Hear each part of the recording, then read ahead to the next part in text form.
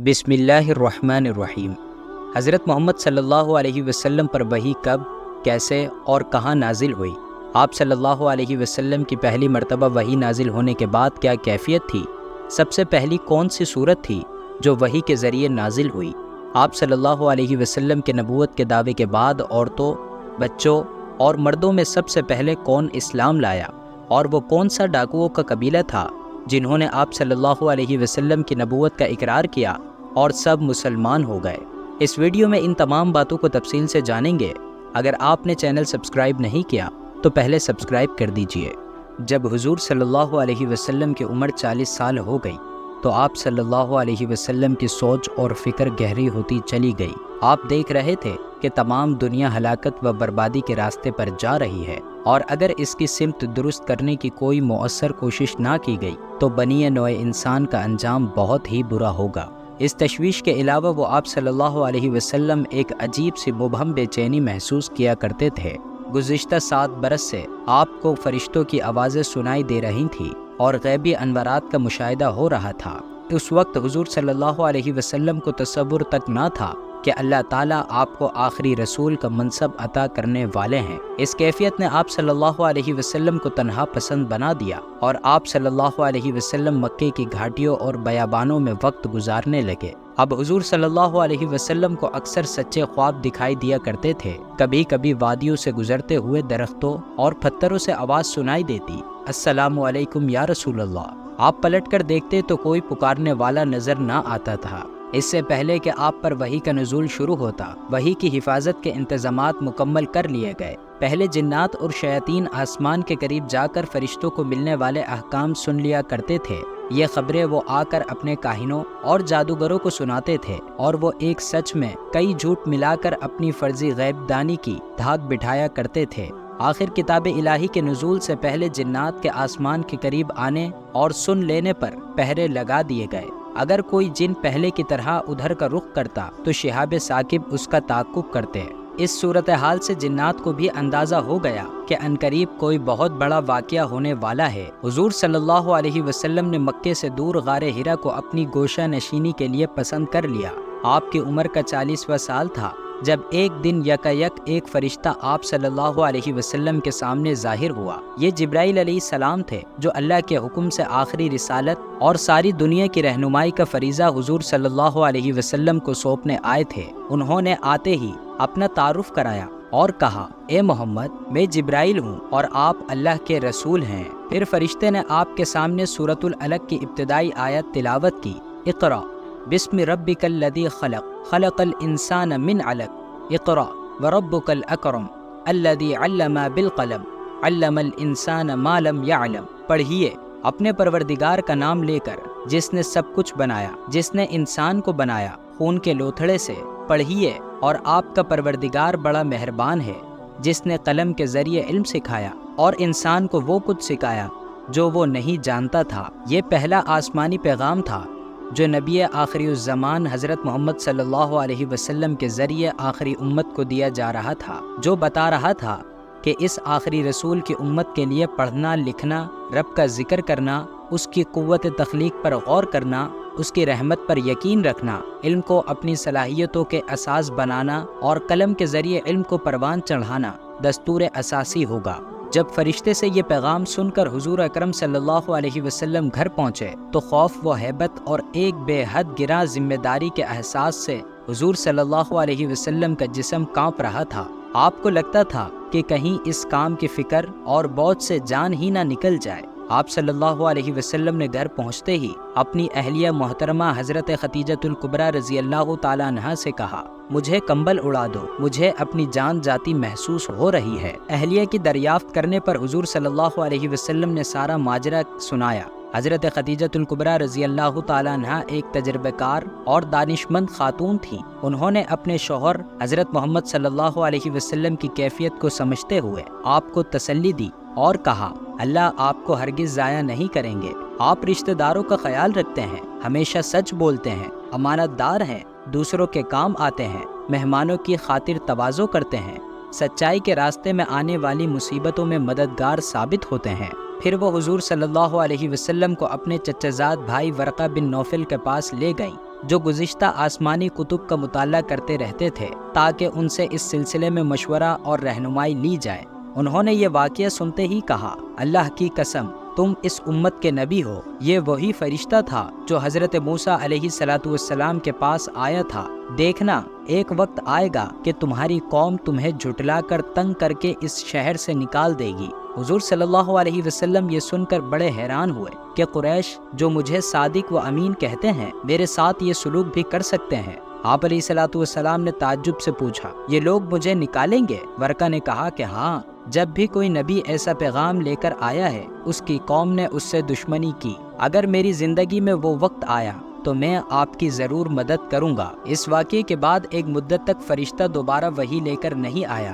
اس دوران حضور اکرم صلی اللہ علیہ وسلم پریشانی اور اضطراب کے عالم میں مکے کی وادیوں اور پہاڑیوں میں گھومتے رہتے، کسی پل چین نہ آتا۔ خدا آپ سے کیا چاہتا ہے، یہ عظیم ذمہ داری کس طرح نبھانی ہے، کچھ معلوم نہیں تھا۔ اس حیرت و تشویش کی حالت میں کبھی کبھی ایک غیبی آواز آتی، بے شک آپ سچے رسول ہیں، تب آپ کو کچھ تسلی ملتی۔ آخرکار یہ آیت نازل ہوئی، یا ایھا المدثر قم فانذر وربک فکبر، اے چادر اوڑھنے والے اٹھو اور خبردار کرو اور اپنے رب کی بڑائی بیان کرو۔ یہ حضور صلی اللہ علیہ وسلم کو دین کی دعوت دینے کا واضح حکم تھا۔ اب آپ کو کام کا لاہیہ عمل مل گیا تھا۔ حضور اکرم صلی اللہ علیہ وسلم نے بلا تاخیر دعوت کا عظیم فریضہ انجام دینے کا آغاز کر دیا، اور ابتدا اپنے گھر اور اپنی اہلیہ سے کی۔ حضرت خدیجۃ الکبریٰ رضی اللہ تعالی عنہا نے سب سے پہلے اس سچے دین کو قبول کیا۔ حضرت علی رضی اللہ تعالی عنہ بھی، جو اس وقت 10 سال کے تھے، فوراً اسلام لے آئے۔ حضرت زید بن حارثہ رضی اللہ تعالی عنہ بھی بلا تردد مشرف بالاسلام ہو گئے۔ یہ تینوں تو گھر کے افراد تھے۔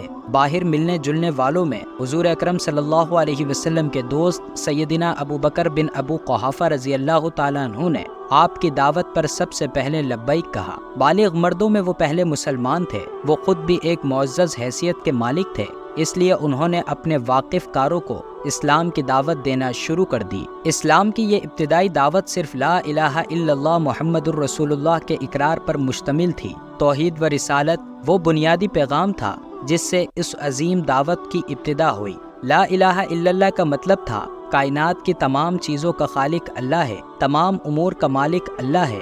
کامیابی اور ناکامی، بیماری اور شفا، زندگی اور موت، ہر چیز اس کے قبضے میں ہے۔ سب کچھ اس کے حکم سے ہوتا ہے۔ اس کے حکم اور اجازت کے بغیر مخلوق کچھ نہیں کر سکتی۔ بتوں اور ان سے منسوب دیوی دیوتاؤں کے پاس کوئی اختیار نہیں۔ سب کچھ کرنے والی با اختیار ذات صرف اللہ کی ہے، اس لیے عبادت بھی اسی کی ہونی چاہیے۔ محمد الرسول اللہ صلی اللہ علیہ وسلم کا مطلب تھا کہ محمد اللہ کے آخری رسول ہیں۔ ان کی بتائی ہوئی تمام باتوں پر اعتماد کرنا ضروری ہے۔ انہی کی پیروی میں دنیا اور آخرت کی کامیابی ہے۔ ان کی تعلیمات کی مخالفت میں دونوں جہاں کا خسارہ ہے۔ چونکہ مکے کے مشرکانہ ماحول میں یہ ایک نامانوسی آواز تھی اور قریش کے سرداروں کی طرف سے شدید مزاحمت کا اندیشہ تھا، اس لیے ابتدا میں دعوت کا کام خفیہ طور پر کیا گیا۔ حق کے متلاشی راہوں نے یہ پیغام سنتے ہی محسوس کیا جیسے انہیں نجات کا راستہ نظر آ گیا ہو۔ چنانچہ حضرت ابوبکر صدیق رضی اللہ تعالی عنہ کی دعوت سے عثمان بن عفان، زبیر بن عوام، عبد الرحمن بن عوف، سعد بن ابی وقاص اور طلحہ بن عبداللہ رضی اللہ تعالی عنہ جیسے غیر معمولی صلاحیتوں کے حامل افراد ایمان لے آئے۔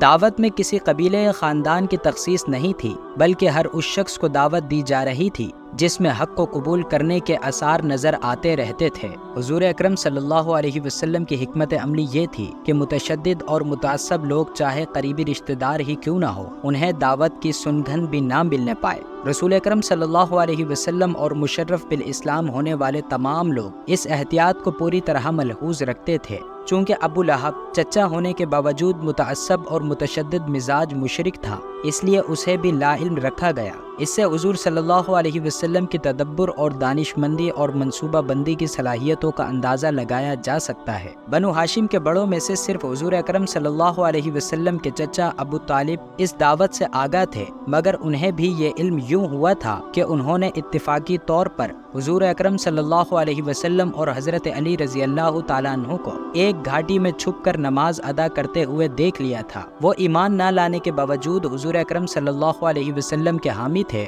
انہوں نے حضرت علی رضی اللہ تعالیٰ عنہ کے اسلام قبول کرنے پر کوئی اعتراض نہیں کیا، بلکہ اپنے دوسرے بیٹے جعفر کو بھی، جو حضرت علی رضی اللہ تعالیٰ عنہ سے 10 سال بڑے تھے، حضور صلی اللہ علیہ وسلم کے حلقہ بگوشوں میں شامل ہونے کی ترغیب دی۔ یوں حضرت جعفر رضی اللہ تعالیٰ عنہ بھی السابق الاولین یعنی ابتدائی اسلام لانے والوں میں شامل ہو گئے۔ حضرت عباس کو بھی اس دعوت کا علم ہو گیا تھا۔ انہوں نے اس دعوت پر لبیک تو نہ کہا مگر مخالفت بھی نہ کی، بلکہ جہاں تک ممکن ہوا وہ رسول اللہ صلی اللہ علیہ وسلم کے ساتھیوں کی پشت پناہی کرتے رہے۔ آہستہ آہستہ قریش کے کئی سرداروں کو توحید کے اس پیغام کا پتہ چل گیا جو ان کے بتوں کی مخالفت پر مشتمل تھا، مگر رسول اللہ صلی اللہ علیہ وسلم کی دعوت یوں چپکے جا رہی تھی کہ کوئی اشتعال کا موقع پیدا نہیں ہو رہا تھا۔ مسلم اور مشرک کہیں بھی آمنے سامنے ایک ساتھ نہیں آتے تھے۔ سرداران قریش کے خاموش رہنے کا ایک سبب بنو ہاشم کا احترام بھی تھا۔ اس کے علاوہ اندر ہی اندر وہ یہ سمجھتے تھے کہ یہ پیغام چند کمزور لوگوں تک محدود رہے گا اور پھر خود بخود مٹ جائے گا۔ مکہ کعبۃ اللہ کی وجہ سے مرجع خلائق تھا، جہاں بیرونی زائرین کی آمد و رفت رہتی تھی۔ ان مسافروں کو بھی حسب موقع دعوت دینے کا کام شروع کر دیا گیا۔ ان کے ذریعے اسلام کی خبر بہت جلد دور دراز کے علاقوں تک پہنچ گئی اور حق کی تلاش میں سرگرداں اکا دکا لوگ مکے آ کر رسول اکرم صلی اللہ علیہ وسلم سے ملنے لگے۔ سرداران مکہ پہلی بار چونکے اور حضور صلی اللہ علیہ وسلم سے ملنے جلنے والوں پر نظر رکھنے لگے۔ حضور اکرم صلی اللہ علیہ وسلم بھی نئے لوگوں سے ملنے سے بہت احتیاط کرنے لگے۔ انہی دنوں ڈاکوؤں کے قبیلے غفار کے ایک نوجوان ابو ذر غفاری نے، جو بت پرستی سے بیزار تھے، اپنے بھائی سے ایک نئے نبی اور نئے دین کی خبر سنی۔ وہ سیدھا مکے پہنچے۔ انہیں معلوم تھا کہ نبوت کا دعویٰ کرنے والے جوان سے ملاقات کرنا مصیبت مول لینے کے مترادف ہے، لہٰذا وہ مسجد حرام میں ٹھہر کر منتظر رہے کہ کسی دن رسول اللہ صلی اللہ علیہ وسلم کی زیارت ہو جائے۔ آخر حضرت علی رضی اللہ تعالیٰ عنہ نے ان کا حال احوال پوچھا اور انہیں حضور اکرم صلی اللہ علیہ وسلم سے ملایا۔ آپ صلی اللہ علیہ وسلم نے پوچھا، کہاں کے ہو؟ ابو ذر نے کہا کہ غفار کا۔ رسول اللہ صلی اللہ علیہ وسلم نے یہ سن کر حیرت و مسرت سے اپنی پیشانی تھام لی۔ ابو ذر غفاری رضی اللہ تعالیٰ عنہ اسلام لے آئے۔ رسول اکرم صلی اللہ علیہ وسلم نے انہیں اسلام کو خفیہ رکھنے کی تاکید کی، مگر واپس جانے سے پہلے انہوں نے مسجد حرام کا رخ کیا اور اہل مکہ کے بھرے مجمع میں کھل کر کلمہ توحید بلند کیا۔ یہ حق کا پہلا والہانہ نعرہ تھا جسے قریش بالکل برداشت نہ کر سکے اور اس درویش پر ٹوٹ پڑے۔ حضرت عباس یہ دیکھ کر تیزی سے لپکے اور کہہ کر لوگوں کو پیچھے ہٹایا، بدبختو، یہ شخص ڈاکوؤں کے قبیلے غفار کا ہے۔ تمہارے شام کے قافلے انہی کے علاقے سے گزرتے ہیں۔ لوگ یہ سوچ کر ہٹ گئے کہ ان کی تجارت ڈاکوؤں کے انتقامی کارروائیوں کی وجہ سے خطرے میں نہ پڑ جائے۔ اگلے دن اس مجاہد نے پھر اس طرح مسجد حرام میں کلمہ توحید بلند کیا، مار کھائی اور حضرت عباس نے انہیں بچایا۔ ابو ذر رضی اللہ تعالیٰ عنہ نے اپنے قبیلے میں واپس جا کر پہلے اپنی والدہ اور اپنے بھائی کو دعوت دے کر مشرف بالاسلام کیا۔ اس کے بعد پورے قبیلے کو اسلام کی دعوت دی اور دیکھتے ہی دیکھتے ڈاکوؤں کا یہ پورا قبیلہ مسلمان ہو گیا۔ اسی طرح 3 سال تک دعوت کا خفیہ سلسلہ جاری رہا۔